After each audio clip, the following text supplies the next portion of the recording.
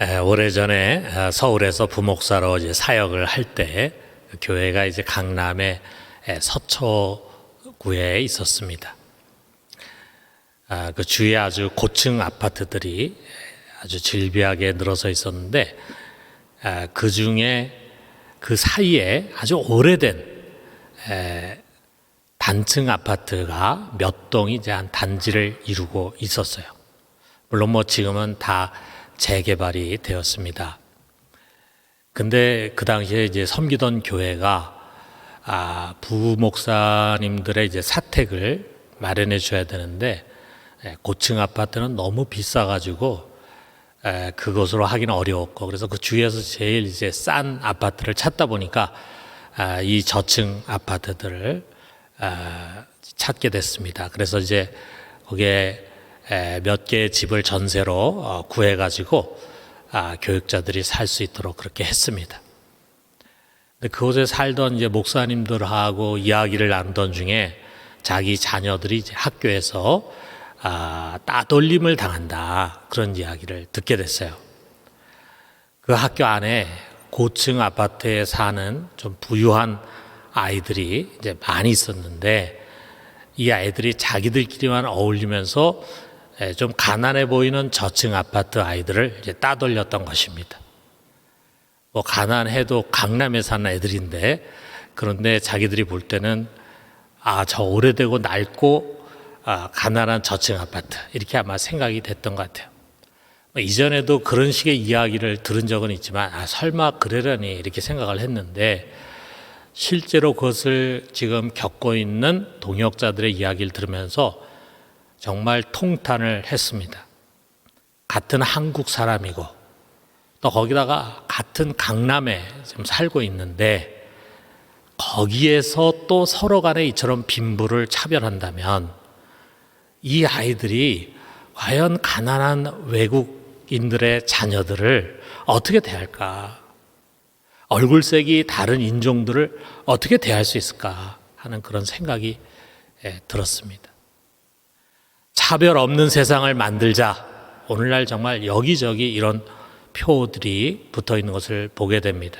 그만큼 아직 우리는 차별이 많은 세상 속에 살아가고 있습니다.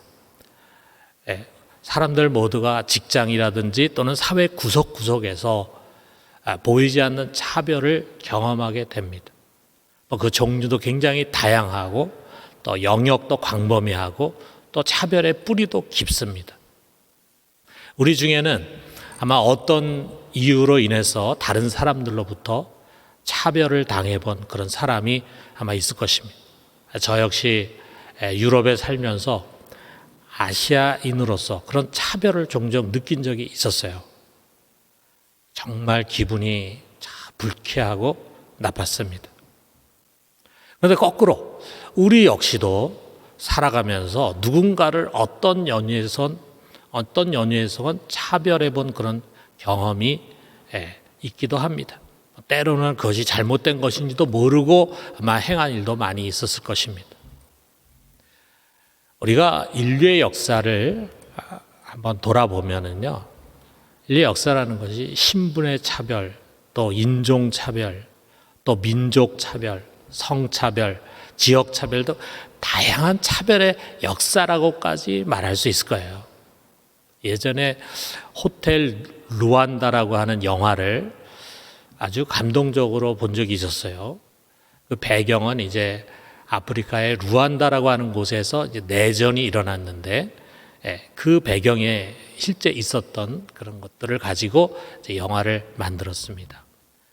아프리카의 루안다라고 하는 나라가 크게 두 개의 종족이 있는데, 후투족하고 투치족이 있는데, 내전이 일어났는데 이제 다수인 후투족이 소수인 투치족을 100일 동안에 80만 명이나 학살을 했습니다.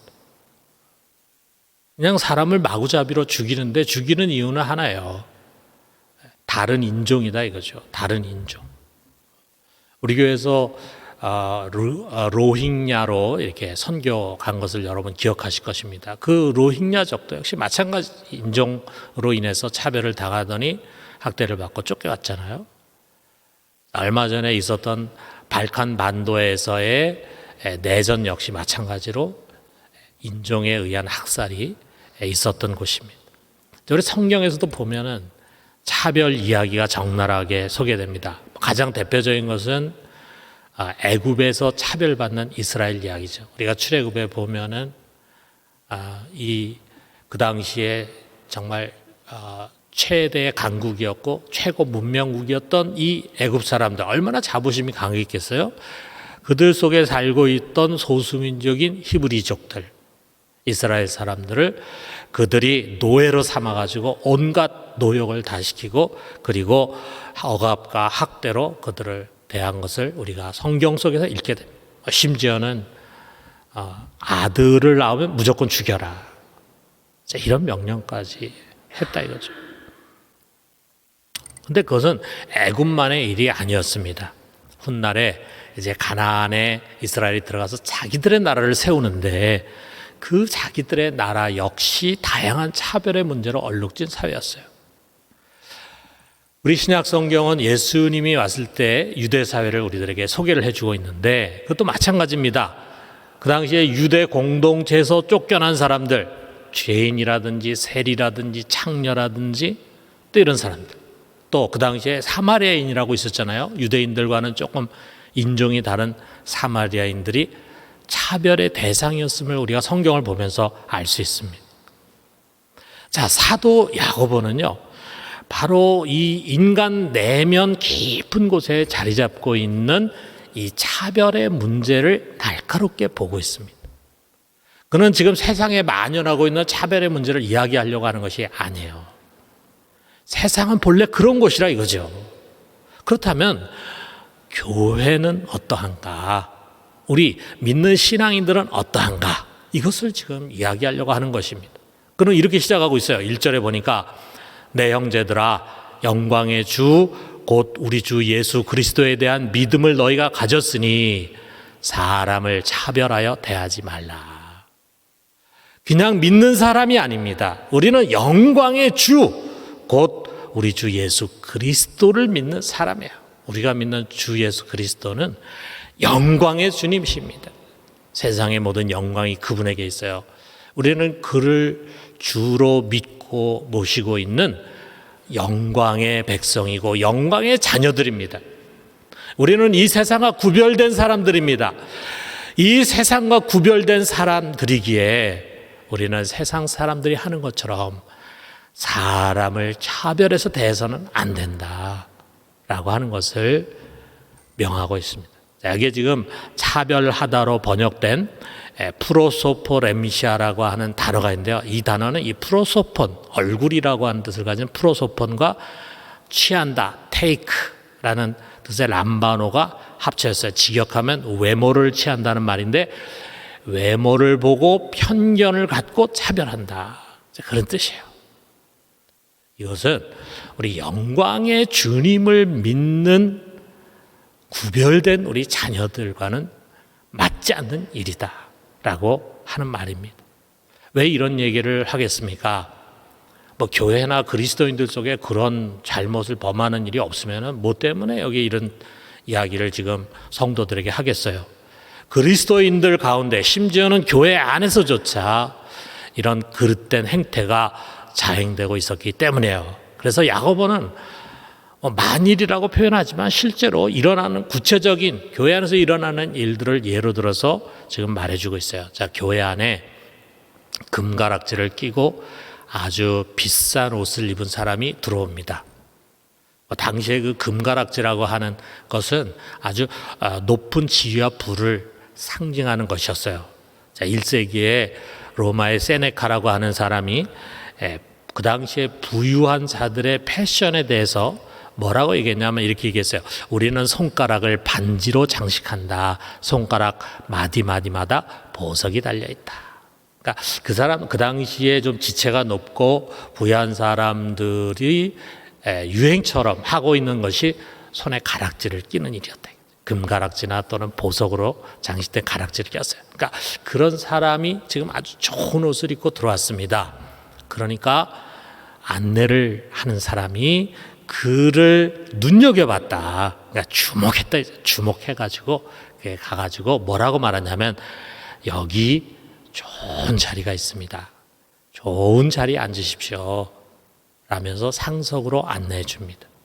정말 따뜻하고 친절하고 호의가 있는 분위기를 우리들에게 보여주고 있죠. 자, 그런데 그 뒤를 이어서 남루한 옷을 입은 사람이 들어옵니다. 여기에 남루한이란 말은 더러운이라는 그런 말이에요. 자, 여러분 우리가 성경에서 보면은요, 겉옷이 굉장히 그 당시 유대인들에게 중요했잖아요. 자, 겉옷 하나만, 겉옷이 굉장히 중요한 재산이에요. 왜? 겉옷 하나만 입는 가난한 사람들이 있어요.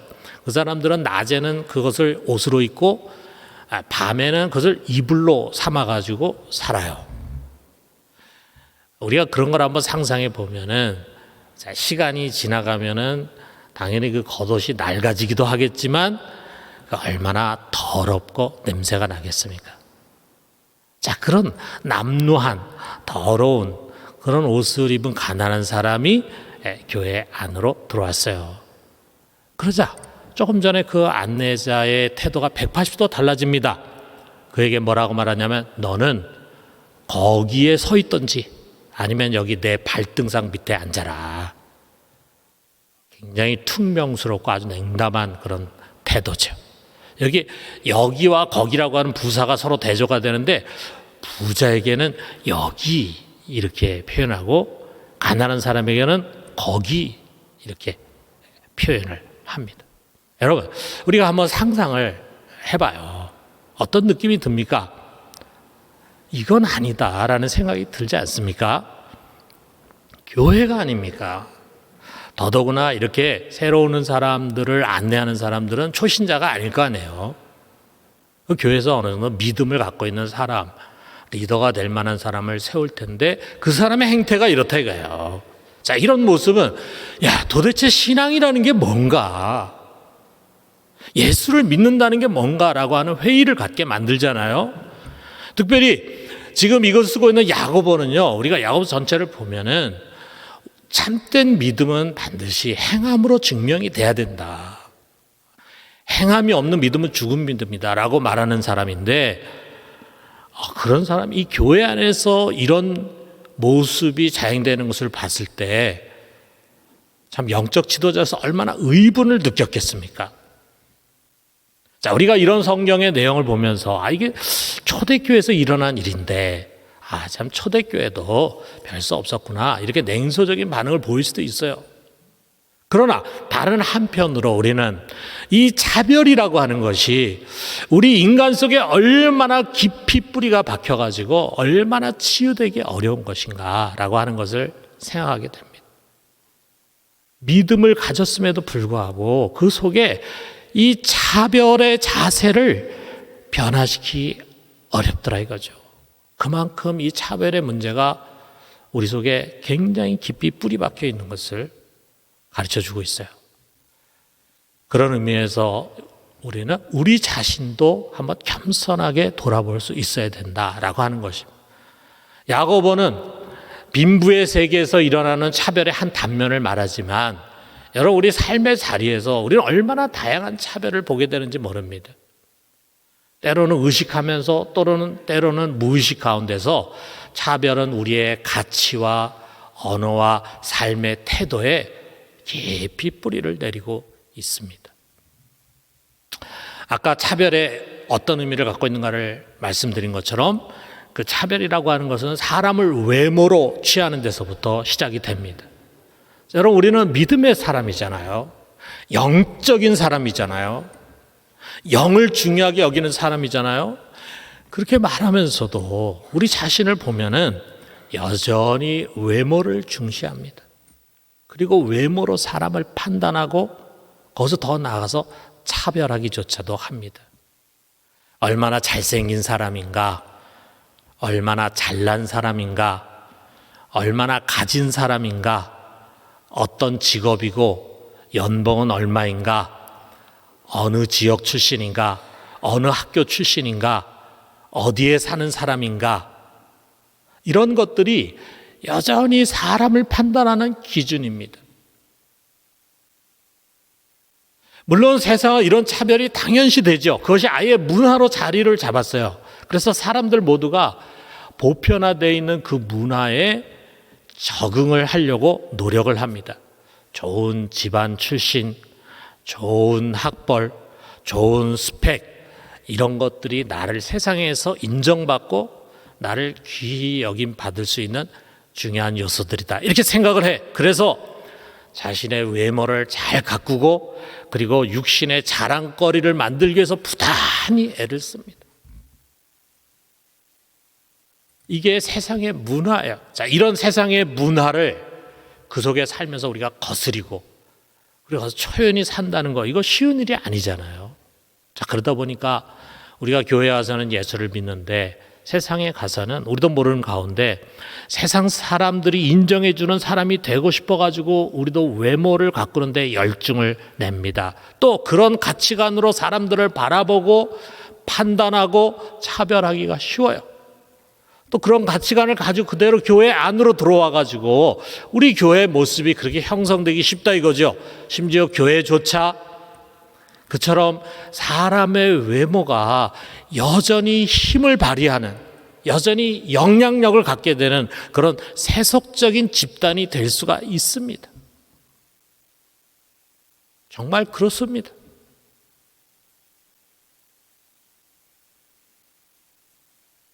그러므로 연약한 우리는요, 오늘 우리 다른 무엇이 아니라 이것에 대한 하나님의 말씀 무엇인가, 우리 하나님의 생각은 어떤 것인가, 하나님 뭘 하고 이것을 가르치려고 하시는가, 여기에 우리가 귀를 기울여야 합니다. 이 세상의 참된 주권자가 되시고 최후의 심판자가 되실 우리 하나님은 세상에 이처럼 만연해 있는 차별에 대해서 어떻게 말씀하시는가. 자, 우리가 먼저 구약의 사무엘서를 통해서 우리 사무엘에게 주신 말씀을 한번 생각해 봐요. 사무엘상 16장 7절에 이런 말씀이 있습니다.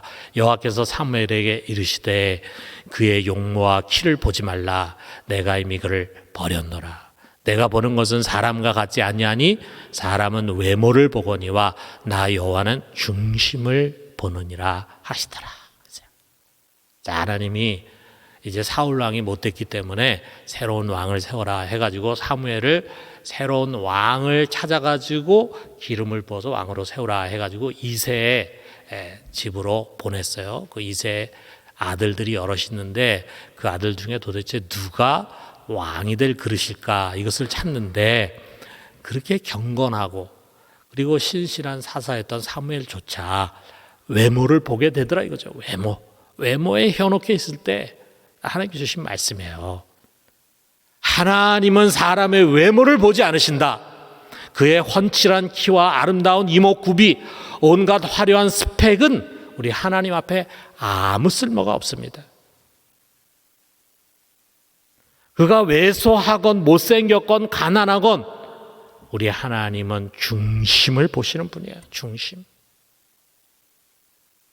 그 내면을 들여다보시는 분이라 이거예요. 그걸 중요하게 여기는 분이라 이거예요.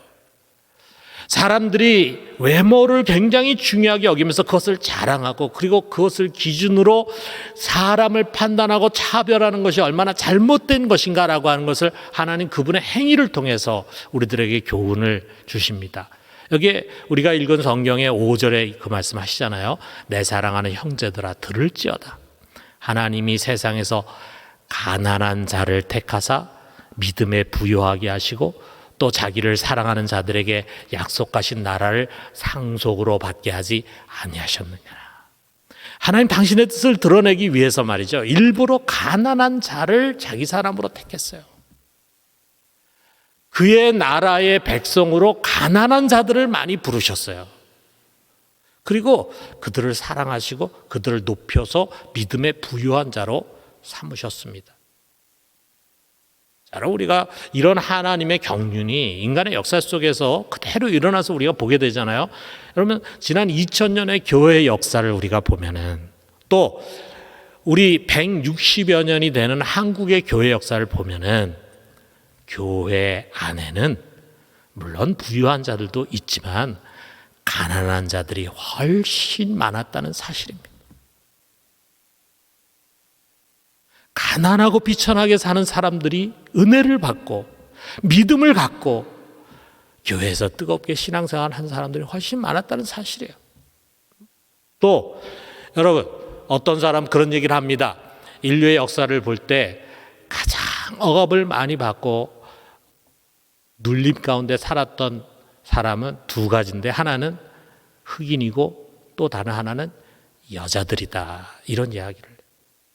어떻게 보면 우리 여성들이 지금이야 남녀 동등하고 권리를 누리지만, 사실 우리 어머니, 우리 할머니, 우리 증조 할머니 벌써 100년, 200년 전만 가더라도 얼마나 여자들이 자신의 권리를 누리지 못하고 억압받고 살았는 거 알잖아요. 자, 우리가 성경에도 보면은 여자는 사람 숫자로 세지도 않았습니다. 그럴 만큼 고대 사회는 여자를 하찮게 생각했어요. 자, 그런데 우리가 보면은요, 교회 안에는 지난 2000년 역사 속에 보면 교회 안에는 남자보다 여자들이 훨씬 더 많았습니다. 하나님은 여자들을 훨씬 더 많이 택하셨습니다. 부르셨습니다. 뜨거운 믿음을 갖게 하시고 구원을 받게 하셨습니다. 여러분, 우리 하나님은요, 정말 세상에서 거지 나사로와 같은 자들, 사람들에게 무시를 당하고 그리고 존재감도 없는 그런 사람들을 높이셔서 하나님의 약속하신 나라를 상속받게 하셨습니다. 여러분, 이것이 하나님의 공평입니다. 여러분, 그 공평은 모든 사람을 똑같이 대하시는 것이 아니라 고아와 과부와 같이 그 사회 가장 약한 자들을 편애하시는 것입니다. 시편 68편 5절에 보면은 그의 거룩한 처소에 계신 하나님은 고아의 아버지시며 과부의 재판장이시라. 그렇기 때문에 이런 사람들, 아무도 의지할 데가 없는 이런 사람들을 무시하거나 괴롭히는 자를 미워하신다 그랬어요. 우리 신명기 27장 19절에 보면 객이나 고아나 과부의 송사를 억울하게 하는 자는 저주를 받을지어다 할 것이요 그랬어요. 고아나 과부뿐만이 아니라 객은 뭡니까? 외국인이잖아요. 나그네잖아요. 의지할 곳이 없고 아무 인적인 뿌리도 없는 그런 사람들이잖아요. 그런 사람들의 송사를 억울하게 하는 자는 저주를 받을 것이다, 이렇게 하고 백성들은 그것을 아멘으로 선포하게 가르쳐 주셨습니다. 하나님은 이런 힘 없는 자들, 오히려 차별받는 자들의 후견인이시고 하나님 그들을 더욱 귀하게 여긴다라고 하는 것을 성경 전체가 우리에게 보여주고 있지 않습니까? 바울도 이런 하나님의 경륜을 증거하고 있어요. 고린도전서 1장 26절에서 29절에 보니까 형제들아 너희를 부르심을 보라. 육체를 따라 지혜로운 자가 많지 아니하며 능한 자가 많지 아니하며 문벌 좋은 자가 많지 아니하도다. 그러나 하나님께서 세상에 미련한 것들을 택하사 지혜 있는 자들을 부끄럽게 하려 하시고 세상에 약한 것들을 택하사 강한 것들을 부끄럽게 하려 하시며 하나님께서 세상에 천한 것들과 멸시받는 것들과 없는 것들을 택하사 있는 것들을 폐하려 하시나니 이는 아무 육체도 하나님 앞에서 자랑하지 못하게 하려 하십니다. 여러분, 이 하나님의 뜻과 경륜, 이것을 하나님 말씀하시고 2000년 역사 속에서 그대로 보여주셨어요. 여러분, 우리 예수님도 마찬가지잖아요. 그 차별이 심한 사회 속에 오셔가지고 예수님 어떻게 했습니까? 차별받는 죄인들의 친구가 됐잖아요. 세리와 함께 식사하시고 식탁의 교제 가지셨잖아요. 유대인들로부터 차별받는 사마리아인들을 귀하게 여기셨잖아요. 그것을 통해서 그 차별을 결코 그 어떤 것으로도 합당화될 수 없는 잘못된 것이라는 것을 우리에게 가르쳐주고 있지 않습니까? 그러므로 여러분, 사람을 외모로 판단하고 차별하는 행위는 무엇입니까? 그것은 하나님의 뜻을 거스리는 죄입니다. 9절 마지막에서 그것을 말하고 있어요. 만일 너희가 사람을 차별하여 대하면 죄를 짓는 것이니 율법이 너희를 범법자로 정죄하리라. 여러분, 우리 신앙인들은요, 성적인 죄를 범하는 것을 부끄러워합니다. 도둑질 해가지고 걸리게 되면 굉장히 수치감을 느낍니다. 마찬가지입니다. 여러분, 누군가를 차별하고 홀대하고 업신여기는 것도 수치스러운 죄입니다. 간음이나 도둑질과 같이 정죄를 받게 될 것입니다. 그러므로 영광의 주 예수 그리스도를 믿는 성도 여러분, 우리는 어떤 이유에서건 사람을 외모로 판단하고 차별하는 자가 되지 맙시다. 피부 색깔이 다르다고, 인종이 다르다고, 민족이 다르다고, 국적이 다르다고, 종교가 다르다고, 성이 다르다고 차별해서는 안 됩니다. 가난하고 힘없는 자라고 무시하는 사람이 돼서는 하나님의 미움을 받게 됩니다.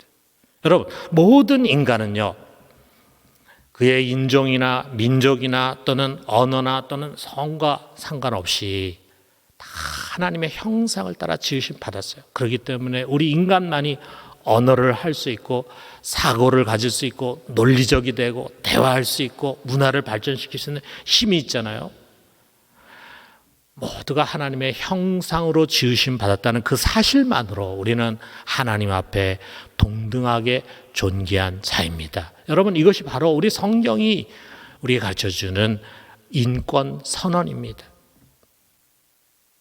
모든 인간은 동등하다라고 하는 것을 다른 어떤 것보다도 성경이 가르쳐주고 있습니다. 여러분, 우리 민족은요, 과거 일본이라고 하는 나라에 의해서 심한 차별을 받았어요.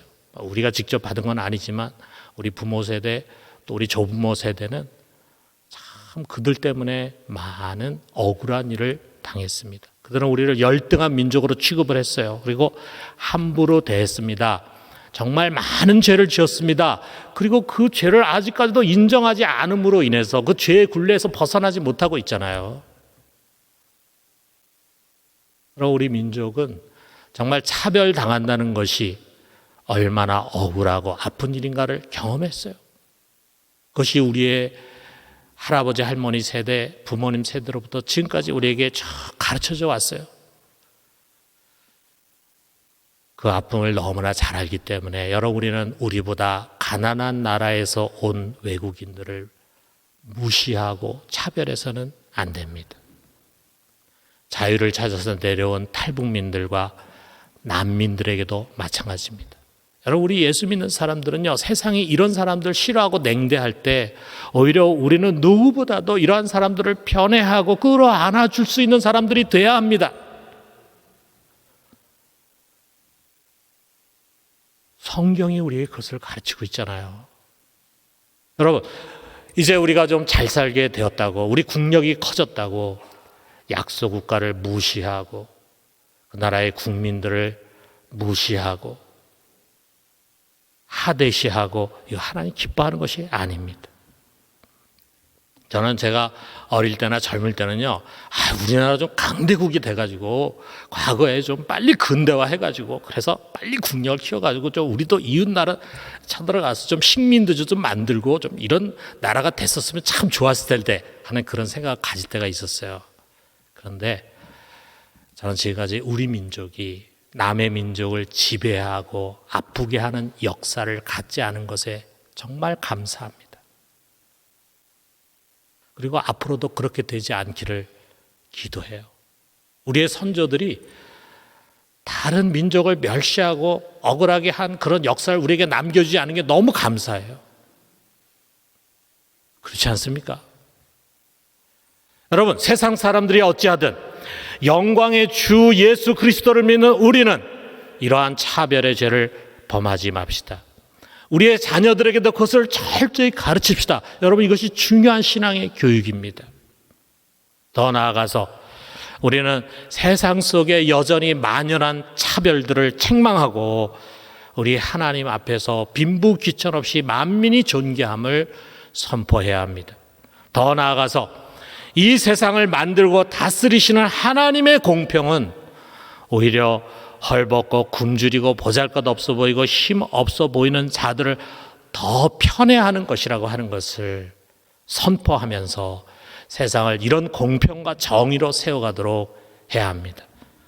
우리가 앞장서서 그러한 일들을 위해 수고하는 그리스도인들이 되기를 주님의 이름으로 축원합니다.